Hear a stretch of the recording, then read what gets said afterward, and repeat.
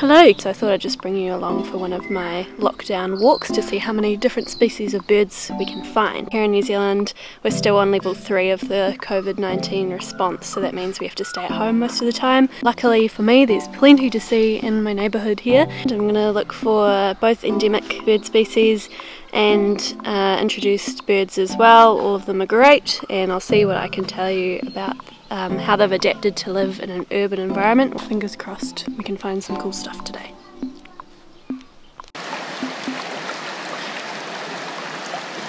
Okay, this is pretty exciting.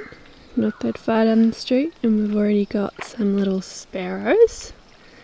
Now, sparrows aren't a native New Zealand species. They were brought over from England in the mid-1800s by settlers, and so lots of those birds did pretty well here actually, because once the settlers came a lot of farmland was put in and a lot of forest was destroyed, so there was actually quite a bit of suitable habitat for all of the introduced birds, since it looks so much like England where they'd evolved. Can you see them down there having their little bath? So cute! Sparrows in particular are quite interesting because they're actually probably the most common bird in the world, and that's because they live anywhere where people are. So they've evolved a new gene where they can actually digest starch, so things like potato, wheat and bread and corn and that kind of thing. So all the things that people eat, sparrows can now eat, and of course people have that gene as well. So sparrows have actually adapted to live alongside humans, and that's part of the reason why we see so many of them in New Zealand and all over the world.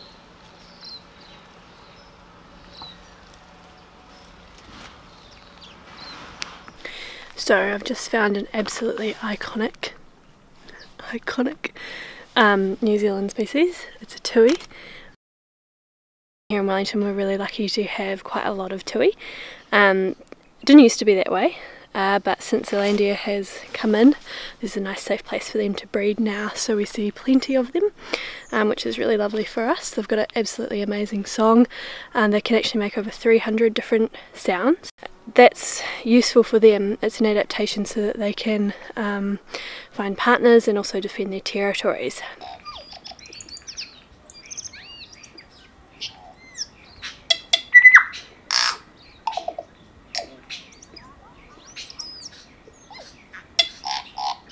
But a problem for them living in an urban environment is that they have to compete with a lot of noise from the cities, from cars and that kind of thing. So they've actually adapted and changed their behaviour. And one study that was done here in New Zealand found that tui that live close to motorways actually make less melodious songs. They make less complex songs. They've taken out the higher parts, the trilling and that kind of thing, and they've replaced it with more of the lower register calls like the grunts and the coughs and more bass heavy sounds. So that's one way that they've adapted to an urban environment.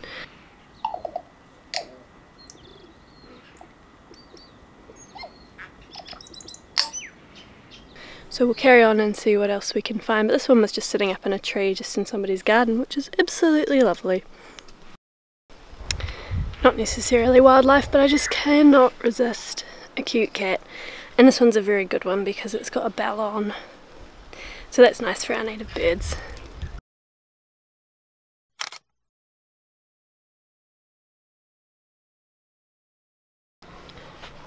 Okay, so I thought I'd go bit of a different way today, and it's a good thing I did because I just came across this compost bin and I heard heaps of little chirps coming from it, so I thought I'd better check it out.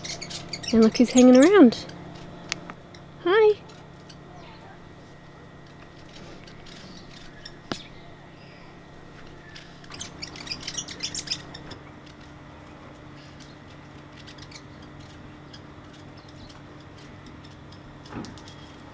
So fantails or piwakawaka are an endemic bird here in New Zealand, very well loved, and thankfully they're doing reasonably well in terms of their survival with introduced predators and all the changes that have happened to New Zealand over the last couple of 100 years.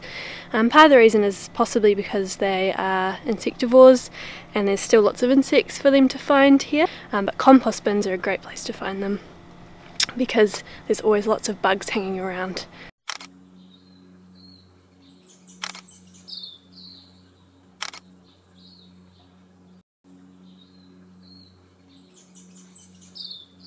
This is the park that I usually walk through, and it's just such a beautiful day today. Haven't seen any birds through here yet though. Maybe too many dogs. Okay, bye! What I found, it's another tui. Tui are mostly nectar feeders, but sometimes they eat berries and insects as well if there's not a lot of flowers around.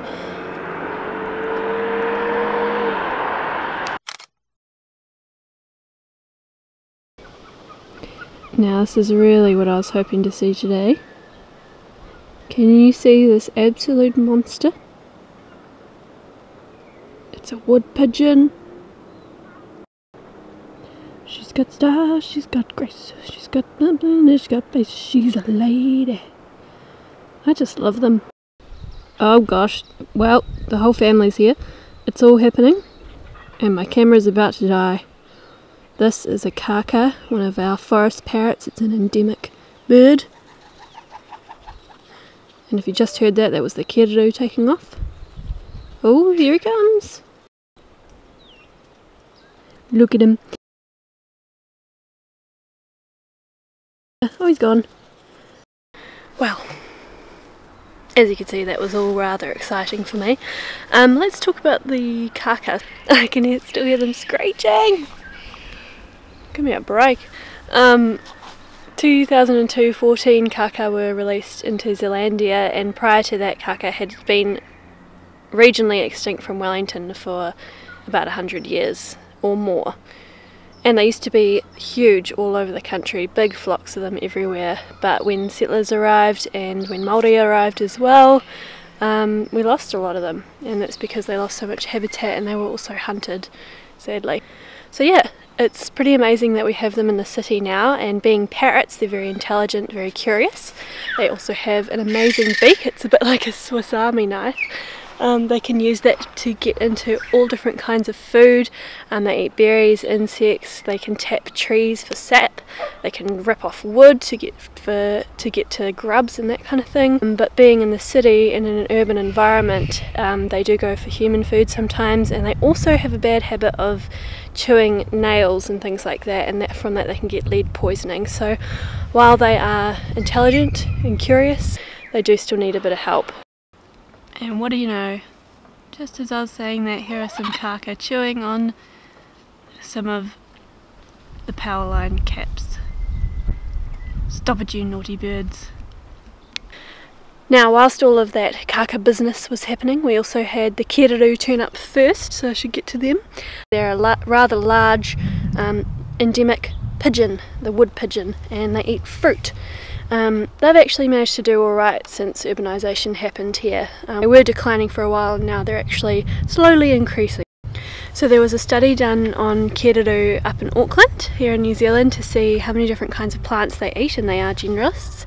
They eat over 50 different kinds of plants, 28 endemic plant taxa and 23 exotic plant taxa.